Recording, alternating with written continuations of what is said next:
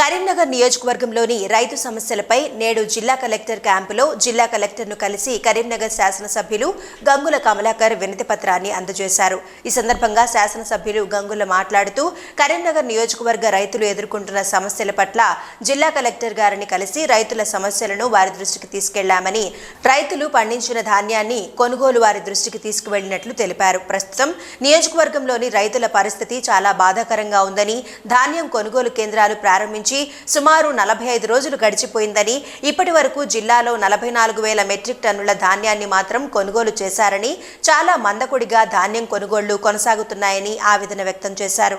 గతంలో మా ప్రభుత్వం హయాంలో ముఖ్యమంత్రి కేసీఆర్ గారు ధాన్యం కొనుగోలు సెంటర్ను ఏర్పాటు చేసి వేగవంతంగా ధాన్యాన్ని కొనుగోలు చేశారని, 2-3 రోజుల్లోనే ధాన్యం డబ్బులను రైతుల ఖాతాల్లో జమ చేశారని ఈ సందర్భంగా గుర్తు చేశారు. కానీ ఇప్పుడు ఈ చేతగాని కాంగ్రెస్ ప్రభుత్వం వల్ల ధాన్యం కొనుగోలు సెంటర్లలో ధాన్యం కొనుగోలు చేయక రైతులు మధ్యవర్తులకు క్వింటాలకు 400 రూపాయల చొప్పున నష్టపోతూ మధ్యవర్తులకు ధాన్యం అమ్ముకుంటున్నారని ఆవేదన వ్యక్తం చేశారు. ఇప్పటికైనా జిల్లాకు చెందిన మంత్రులు గాని కొనుగోలు సెంటర్లకు వెళ్లి రైతుల సమస్యలను పరిష్కరించాలని ఈ సందర్భంగా డిమాండ్ చేశారు. ఈ కార్యక్రమంలో నగర మేయర్ సునీల్ రావు, నగర బీఆర్ఎస్ పార్టీ శాఖ అధ్యక్షులు చెల్లా హరిశంకర్, కరీంనగర్ ఫ్యాక్ట్ చైర్మన్ పెండ్యాల శ్యామ్ సుందర్ రెడ్డి, చర్ల బూత్కూర్ మాజీ ఎంపీటీసీ బుర్ర తిరుపతి గౌడ్, దుర్షెట్ మాజీ ఉప సర్పంచ్ సుంకిశాల సంపత్ రావు, కార్పొరేటర్లు ఐలేందర్ యాదవ్, బోనాల శ్రీకాంత్లు ఉన్నారు. ఈరోజు కరీంనగర్ జిల్లా రైతు సమస్యల గురించి కలెక్టర్ గారిని కలవడం జరిగింది. మరి ప్రభుత్వం కనబడతలేదు, కనబడే ప్రభుత్వం కలెక్టర్ కాబట్టి కలెక్టర్ గారికి మీరు రిప్రజెంట్ చేయాల్సిన పరిస్థితి వచ్చింది. రైతుల పరిస్థితి చాలా బాధాకరంగా ఉన్నది.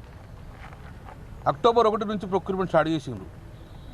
ఈరోజు నవంబరు 14వ తారీఖు, సుమారు 45 రోజులు ప్రొక్యూర్మెంట్ జరిగింది.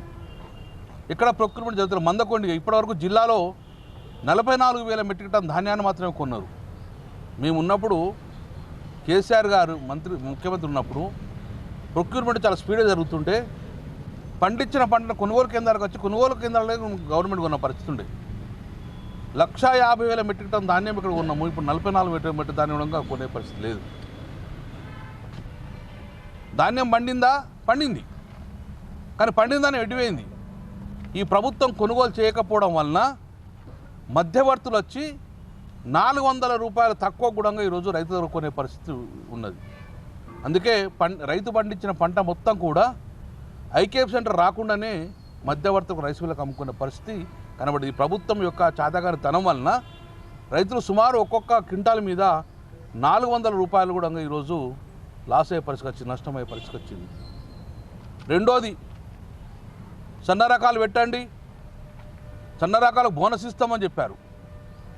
500 రూపాయలు బోనస్ ఇస్తాంటే మీ ప్రభుత్వం మాటలు నమ్మి చాలా వరకు కూడా సన్న రకాలు పెట్టాం. ఎక్కువ శాతం మా ప్రాంతంలో బీపీటీ సన్న రకాలు ఉంటాయి. గవర్నమెంట్ ఇన్స్టిట్యూట్ ఉన్నది కూనారం సన్నాలు అంటారు, దాన్ని 1638 ఉంటుంది, దాని నెంబర్ 1638. ఇది గవర్నమెంట్ సెంటర్. అది ఆ గవర్నమెంట్ సెంటర్ నుంచి తీసుకొని మేము సన్న రకాలు మా వాళ్ళు అందరూ పెట్టి 1638 పెడితే ఇంత కూడా కరీంనగర్ కాన్స్టిట్యూన్సీలో 1 కిలో కూడా సన్నాలు కొనలే. బీపీటీ తీసుకుంటాం మేము, ఈ యొక్క కూనారం సన్నాలు తీసుకోము అని చెప్పి అనడం వల్ల మరి కూనారం సన్నాలు పెట్టిన వాళ్ళు ఏం చేయాలి? ఎక్కడ మీ స్ట్రాటజీ? సన్న రకాలు ఎక్కడ ఐడెంటిఫై చేస్తున్నావు? దేని మీద ఐడెంటిఫై చేస్తున్నావు? సన్న రకాలు కొలిచే మిషన్లు ఎక్కడ ఉన్నాయి? కాబట్టి రైతులంతా అయోమయం ఉంది. అంటే మేము కొనకపోతే మళ్ళా బోనస్ ఎవరు చేయాలి అని చెప్పేసి వీళ్ళు కూడా మధ్యవర్తికి అమ్ముకునే విధంగా ప్రభుత్వమే ప్రోత్సహిస్తుందా అని భావిస్తున్నాం. ఎందుకంటే సన్న రకాలు కొంటే ఎంఎస్పీ ఇవ్వాలి, దాని మీద మళ్ళీ 500 రూపాయలు బోనస్ ఇవ్వాలి. కాబట్టి ఎందుకు ఇవ్వడం చెప్పేసి కాలయాపన చేయడం వలన ఈ సన్న రకాలు ఇప్పుడు బ్లాక్ మార్కెట్కి తరలించే పరిస్థితి వస్తుంది.